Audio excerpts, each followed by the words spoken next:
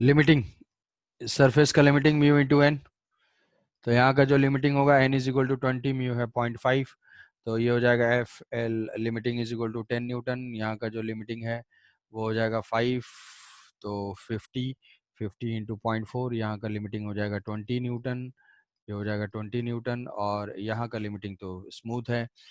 तो मानेंगे कि सारे एक साथ मूव कर रहे हैं। सबसे पहले स्लिपिंग कहाँ पे होगी वो हमें फाइंड करना है कि इस मोमेंट पे सबका एक्सलेशन, तो मानेंगे कि सब एक साथ मूव कर रहे हैं, तो what is common acceleration? Common acceleration is equal to 20 divided by 10, 20 divided by 10 वो 2 मीटर पर सेकेंड स्क्वायर हुआ। अब इसके बाद फिर हम फ्रिक्शन फाइंड करेंगे हर ब्लॉक का, तो हर ब्लॉक में हम ले लेते हैं 2 को। तो ये फ्रिक्शन की डायरेक्शन के लिए पहले सारे सरफेस को स्मूथ मानेंगे, तो 5 जो है वो मूव कर रहा है इस डायरेक्शन में 20 की वजह से, और सरफेस स्मूथ है तो ये फॉरवर्ड जाना चाहता है, तो यहाँ पे फ्रिक्शन फोर्स एक्ट कर रहा है बैकवर्ड, तो ये फ्रिक्शन फोर्स हो जाएगा इसका बैकवर्ड। तो इसको यहाँ पे ड्रॉ करते हैं, ये है फ्रिक्शन फोर्स बैकवर्ड, ये 20 Newton friction force backward F1, तो अपर ब्लॉक जो है 3 kg पे फ्रिक्शन फोर्स F1।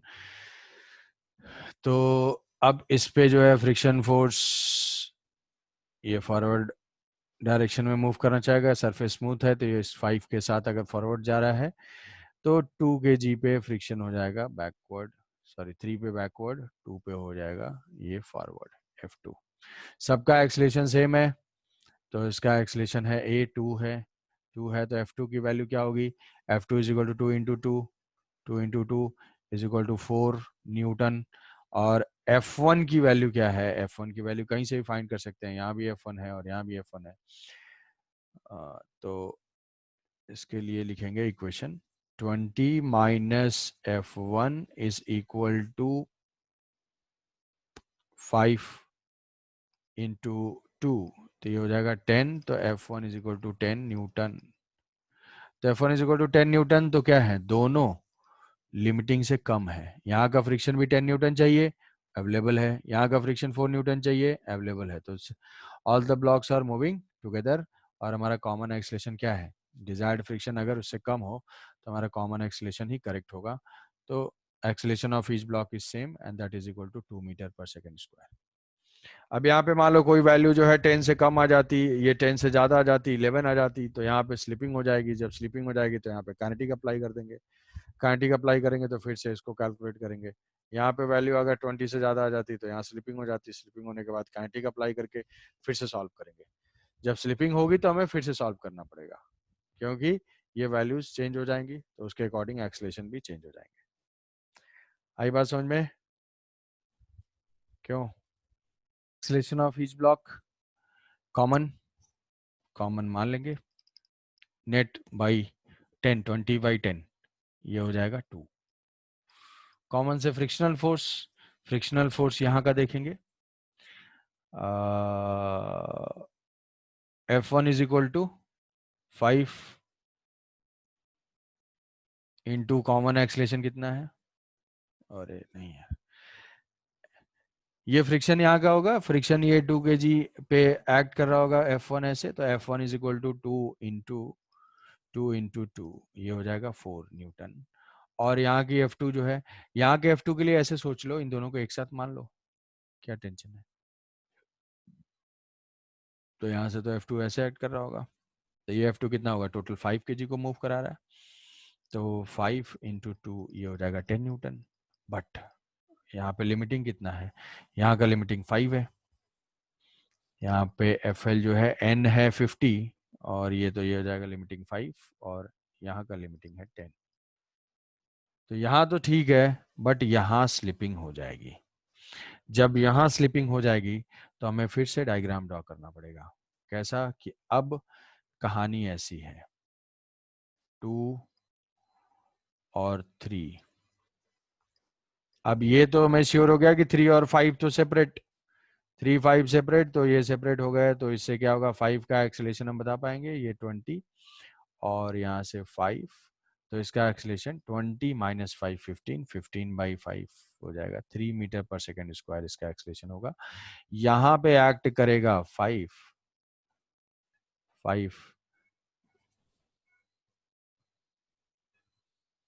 यहाँ ऐड कर रहा है 5, इस 5 की वजह से कितना होगा। अब हम मानेंगे कि अगर मान लो कोई भी वैल्यू आ गई, फॉर एग्जांपल कोई भी वैल्यू आ गई, तो इसमें अब हमें ये पता चल गया कि भाई यहाँ तो स्लिपिंग हो गई, यहाँ दिखा लिया। अब हम मानेंगे कि चलो ये दोनों साथ चल रहा है, अब ये दोनों साथ चल रहे हैं, फोर्स हो गया 5, ये 5 इस सिस्टम को कितना एक्सेलरेशन देगा 1। अगर इसको 1 एक्सेलरेशन ये देता है तो यहाँ पे फ्रिक्शन कितना आएगा 2 इंटू 1 2 न्यूटन, जो कि लिमिटिंग से कम है। यहाँ के फ्रिक्शनल फोर्स वो 5 भी ऐड करता रहेगा, तो इन दोनों ब्लॉक का एक्सेलरेशन हो जाएगा 1 मीटर पर सेकेंड स्क्वायर राइट की तरफ, और इसका एक्सेलरेशन हो जाएगा 3 मीटर पर सेकेंड स्क्वायर राइट की तरफ। ठीक है, समझे। अब अगर मान लो ऐसा होता है कि यहाँ पे फोर्स होता है, यहाँ से फिर हम फ्रिक्शन फाइंड करते, और यहाँ पे भी क्या होता, लिमिटिंग से कम हो रहा होता, तो वहां पे भी काइनेटिक अप्लाई कर देंगे, काइनेटिक अप्लाई करके फिर से एक्सेलरेशन, तीनों के एक्सेलरेशन डिफरेंट डिफरेंट डिफरेंट हो जाएंगे। समझ पाए क्या इफेक्ट हुआ। Yes sir. तो स्टार्टिंग पॉइंट हमेशा कॉमन, कॉमन से फ्रिक्शन, फ्रिक्शन को की चेकिंग लिमिटिंग से कम है या ज्यादा है। अगर लिमिटिंग से ज्यादा हुई तो वहां स्लिपिंग करके फोर्स दिखा के फिर से उसको सॉल्व करना है कि आप कितना एक्सेलरेशन है। अब मान लिया दो एक साथ मूव कर रहे हैं, एक एक साथ मूव कर रहे हैं, वहां भी नहीं है तो सारे सेपरेट हो गए। जब सारे सेपरेट ही हो गए तब हम सब में काइनेटिक काइनेटिक दिखा के एक्सेलरेशन बता सकते हैं। कंफ्यूजन उस केस में है, क्रिटिकल वो केसेस हैं जहां पे हमें पता नहीं है कि भाई ये दोनों स्लिप कर रहे हैं या साथ मूव कर रहे हैं।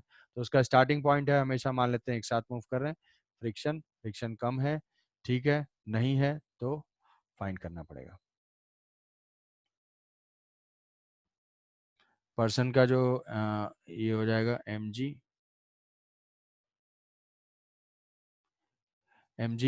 is maintaining to be at rest between the two vertical walls by pressing a wall A by his hand and feet, and the other wall is back. Assume the coefficient of friction between his body and the wall is 0.8 and that limiting friction acts at the all the contact points. सारे contact पे limiting friction act कर रहा है, तो हम क्या मान लेते हैं कि यहाँ से मान लेते हैं कि ये N1 है, और यहाँ से मान लेते हैं कि यहाँ से N2 है, और यहाँ से मान लेते हैं कि ये है N3 है। हर पॉइंट पे अगर लिमिटिंग फ्रिक्शन है तो यहाँ पे फ्रिक्शनल फोर्स हो जाएगा कितना, क्या म्यू इंटू N1 होगा, यहाँ से फ्रिक्शनल फोर्स हो जाएगा म्यू इंटू N2, और इस पॉइंट से फ्रिक्शनल फोर्स हो जाएगा म्यू इंटू N3। तो वो वॉल के अगेंस्ट रेस्ट में है, पुश कर रहा है ऐसे, तो वो क्या है, जैसे मान लो कोई स्लिप करेगा तो वो और तेजी से ऐसे पुश करता है, तो वो क्या करता है, नॉर्मल रिएक्शन बढ़ा देता है।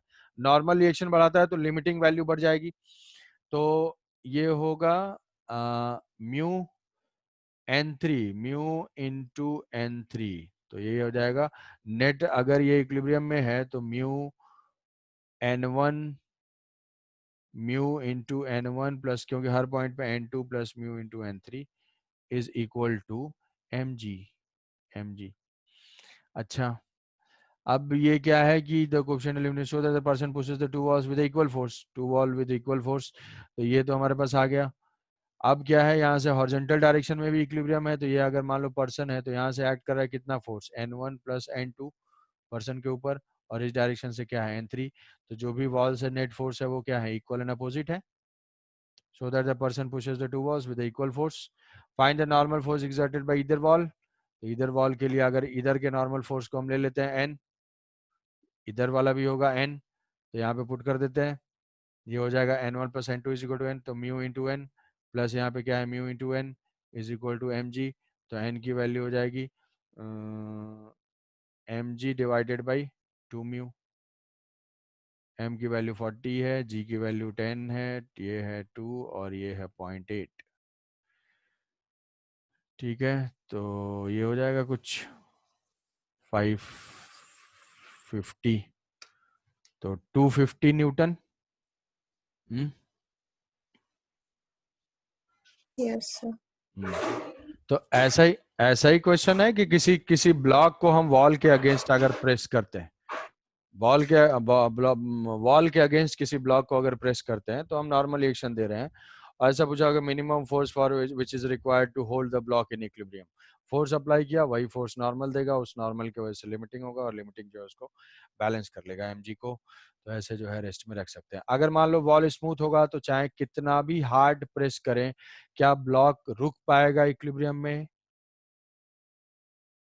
अगर कितना भी फोर्स हम, अगर सरफेस स्मूथ होगा, सरफेस के पैरेलल कोई फोर्स ही नहीं होगा, तो हम कितना भी इसको प्रेस करें, फ्रिक्शन इसको mg को बैलेंस करने वाला कोई भी फोर्स नहीं है, तो ये हमेशा स्लिप कर जाएगा। ठीक है, और Yes, sir. हो गया। हम्म, तो इसमें यही ये क्वेश्चन जो है, ये कौन सा, ये सब क्वेश्चन जो कुछ कुछ तो है वो तो कर ही लिया, मिनिमम फोर्स वाला इसमें होगा। ये सारे अटेंड कर लोगे, लास्ट वाले 3-4 अभी जो अटेंड कर सकते हो सारा कुछ। ये थ्री ब्लॉक वाला एक दो दिया हुआ है, क्वेश्चन नंबर 21 कर सकते हो, क्वेश्चन नंबर 21। तो सत्य प्रकाश इसको इसको सॉल्व करो या इसको भी कर लो, स्प्रिंग स्प्रिंग वाला जो है, ये तो लॉज ऑफ मोशन पे ही है। फ्रिक्शन का ये थोड़ा चेन वेन वाला है, जहाँ पे ये टेबल पे कोई चेन है, 1/3 पार्ट हैंगिंग है, तो बस इतने पार्ट से जो फ्रिक्शनल फोर्स होगा वो यहाँ पे जो टेंशन होगा इस एज पे, बेंड पे टेंशन कितना होगा इस 1/3 हैंगिंग पोर्शन की वजह से, तो उसको जो है बैलेंस कर लेना है। ये स्प्रिंग है, ये देखो यहाँ से ये सब है, इक्विलिब्रियम और एक्सीलरेटेड केसेस हैं, इसको चाहो तो अटेंड कर लो। फ्रिक्शन का कुछ असाइनमेंट नहीं मिला है क्यों Satya Prakash? No sir, no sir, sir ये 4 ही मिले हैं टोटल। टोटल 4 ही मिले अब हैं? तक। Yes sir. चलो ठीक है, कोई बात नहीं। ठीक है, तो यहाँ से नहीं है तो जो असाइनमेंट मैंने अपलोड किया वहां से भी कर सकते हो। एच.सी. वर्मा 10 ही 20 क्वेश्चन है, ज़्यादा तो है नहीं, थोड़े बहुत है, उनको ख़त्म करके फिर आगे प्रैक्टिस कर लो। ठीक है, चलो आज इतना ही रखते हैं, नेक्स्ट क्लास में आगे। अच्छा ये बताओ, सैटरडे को मॉर्निंग में ही रखते हैं क्लास, 8 o'clock पे पॉसिबल है ना? Yes, sir. हाँ, सैटरडे को 8 और 8:30 से कर लेंगे सुबह वाले में। Yes sir. ठीक है, Yes, sir.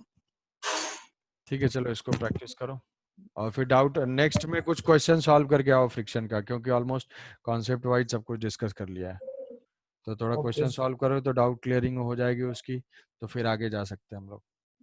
ठीक है, तो नेक्स्ट क्लास में मेक श्योर कि थोड़ा क्वेश्चन सॉल्व करके आओ, friction as well as laws of motion दोनों। Okay, sir. ओके, चलो बाय बाय, एंजॉय करो। Thank you, sir.